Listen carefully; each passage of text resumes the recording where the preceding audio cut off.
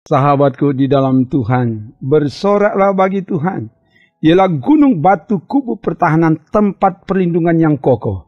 Mari datang kepadanya, beribadah, menyembah, dan memuji Tuhan dengan pujian. Serahkanlah hidupmu padanya.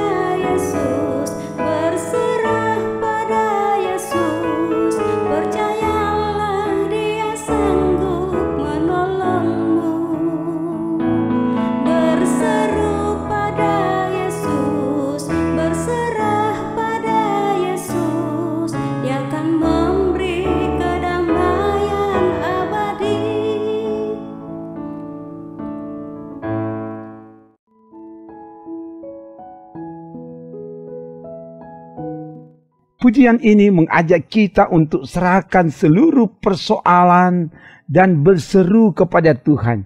Ia sanggup menolong dan menyelamatkan kita. Firman Tuhan akan menuntun kita. Sebelum itu mari berdoa.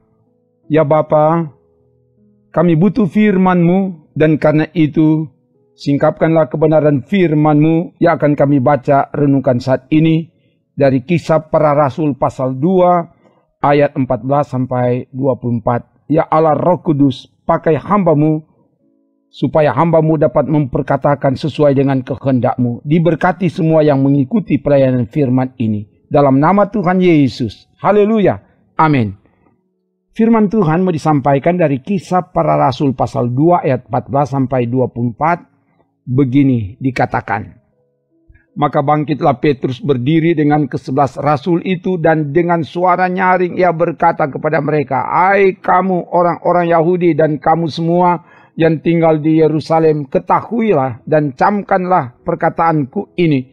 Orang-orang ini tidak mabuk seperti yang kamu sangka, karena hari baru pukul 9.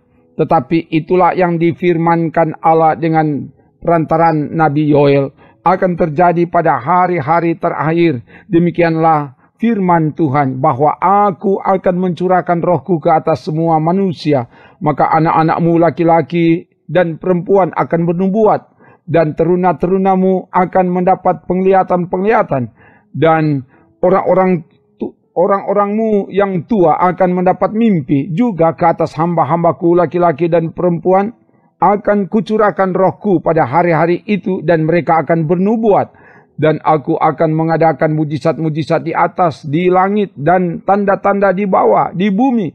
Darah dan api dan gumpalan-gumpalan asap. Matahari akan berubah menjadi gelap gulita, dan bulan menjadi darah, sebelum datangnya hari Tuhan, hari yang besar dan mulia itu. Dan barang siapa yang berseru kepada nama Tuhan akan diselamatkan. Hai orang-orang Israel, dengarlah perkataan ini. Yang aku maksudkan ialah Yesus dari Nazaret, seorang yang telah ditentukan Allah dan yang dinyatakan kepadamu dengan kekuatan-kekuatan dan mujizat-mujizat dan tanda-tanda yang dilakukan oleh Allah dengan perantaran Dia di tengah-tengah kamu. Seperti yang kamu tahu, Dia yang diserahkan Allah menurut maksud dan rencananya telah kamu salibkan dan kamu bunuh oleh tangan bangsa-bangsa durhaka. Tetapi Allah membangkitkan Dia dengan melepaskan Dia dari sengsara maut, karena tidak mungkin Ia tetap berada dalam kuasa maut itu. Demikian firman Tuhan. Sahabatku di dalam Tuhan, para murid Yesus yang dipenuhi oleh Roh Kudus, mereka dituduh sedang mabuk oleh anggur manis. Kisah 2 ayat 13. Tuduhan itu tidak diterima. Karena itu bangkitlah Petrus berdiri dengan ke-11 rasul. Dengan suara nyaring ia berkata kepada orang Yahudi dan semua orang yang tinggal di Yerusalem, bahwa orang-orang ini tidak mabuk sebab hari baru pukul 9. biasanya orang mabuk waktu malam. Bandingkan 1 Tesalonika 5 ayat 7. Sebab kalau orang banyak percaya bahwa para rasul mabuk oleh anggur, maka sia-sia dan tidak benar pemberitaan mereka. Tetapi yang benar dan pasti bahwa mereka tidak mabuk, mereka sedang dipenuhi oleh Roh Kudus sebagai penggenapan dari apa yang dinubuatkan oleh Nabi Yoel, bahwa pada hari-hari terakhir Tuhan akan mencurahkan Roh Kudus ke atas semua manusia, laki-laki, perempuan, anak-anak, hamba-hamba akan bernubuat, teruna-teruna akan mendapat penglihatan, orang-orang tua akan mendapat mimpi, bahkan akan terjadi mujizat-mujizat di langit dan tanda-tanda di bumi. Matahari akan berubah menjadi gelap gulita, bulan menjadi darah, ada api dan gumpalan-gumpalan asap akan terjadi menjelang datangnya hari Tuhan yang besar dan mulia itu. Ayat 16-20. Ini gambaran ancaman hukuman dan murka Tuhan yang pasti akan menimpa umat. Tetapi barang siapa yang berseru kepada nama Tuhan akan diselamatkan. Ayat 21. Yang dimaksudkan ialah berseru kepada Yesus. Berseru kepada nama Yesus. Yang dari Nazaret, yang telah ditentukan Allah dengan kekuatan-kekuatan, mujizat-mujizat dan tanda-tanda, sesuai dengan maksud dan rencana Allah. Tetapi kamu salibkan dan kamu bunuh oleh tangan bangsa-bangsa durhaka. Tetapi Allah telah membangkitkan dan melepaskan dia dari kematian. Ayat 22-24. Kematian dan kebangkitan Yesus adalah tanda kasih Allah yang menebus, mengampuni, dan menyelamatkan. Keluarga yang diberkati Tuhan, sebagai keluarga Kristen, sebagai orang percaya kepada Yesus Kristus, Roh Kudus telah dicurahkan, telah diberikan dengan limpah kepada kita. Karena itu, kita yang telah menerima karunia Roh Kudus, jangan lagi membiarkan diri hidup dalam dosa, hidup dalam kegelapan dunia ini, supaya kita tidak ditimpa oleh murka Allah. Hiduplah sebagai anak-anak terang, sebab terang hanya berbuahkan kebaikan, keadilan, dan kebenaran. Dalam menghadapi berbagai tantangan, tetaplah kuat. Serahkan kepada Tuhan segala persoalan. Sebagaimana pujian tadi, serahkanlah hidupmu padanya. Berseru pada Yesus. Dia sanggup menolong apapun persoalan kita. Dia telah rela mati dan bangkit untuk menolong dan menyelamatkan kita. Tema renungan ini, berserulah kepada Tuhan, maka akan diselamatkan. Karena itu, teruslah berseru kepada Tuhan. Dia Allah yang selalu mendengar dan menjawab. Firman-Nya katakan, berserulah kepadaku, maka aku akan menjawab. Minta, maka akan diberi. Yeremia 33 ayat 3 dan Matius 7 ayat 1. Hendaklah ini yang terus dilakukan mulai dari pribadi, keluarga-keluarga, kini dan selalu terus. Amin. Mari berdoa.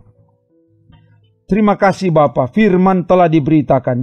Biarlah firman ini memberi penguatan kepada kami, supaya kami tidak dikalahkan oleh berbagai tantangan hidup ini. Kami tetap membuktikan bahwa hidup ini dipenuhi oleh Roh Kudus, sehingga kami selalu kuat dan kami menghasilkan buah-buah yang terbaik dalam hidup ini, yaitu buah-buah roh, karena kami telah hidup dari dan di dalam tuntunan kuasa Roh Kudus. Semua yang mengikuti pelayanan ini, keluarga-keluarga yang beribadah dimanapun mereka berada, diberkati oleh Tuhan.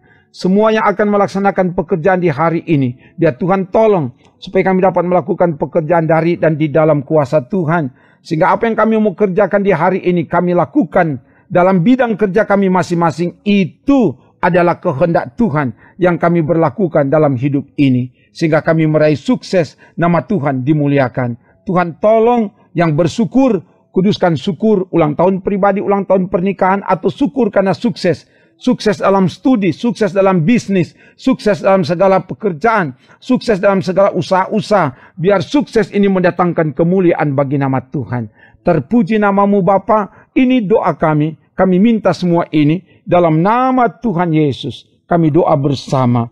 Bapa kami yang di sorga, dikuduskanlah namamu, Datanglah kerajaan-Mu, jadilah kehendak-Mu di bumi seperti di sorga.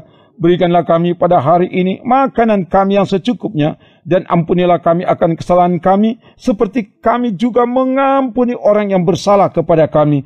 Dan janganlah membawa kami ke dalam pencobaan, tetapi lepaskanlah kami daripada yang jahat, karena Engkaulah yang empunya kerajaan, dan kuasa, dan kemuliaan, sampai selama-lamanya. Amin. Demikian pelayanan firman, pujian, dan doa. Allah sumber kasih karunia menyertai, menolong, memberkati dengan kesehatan, kekuatan, dan keberhasilan, serta menyelamatkan saudara bersama keluarga, kini dan selamanya. Amin. Trims.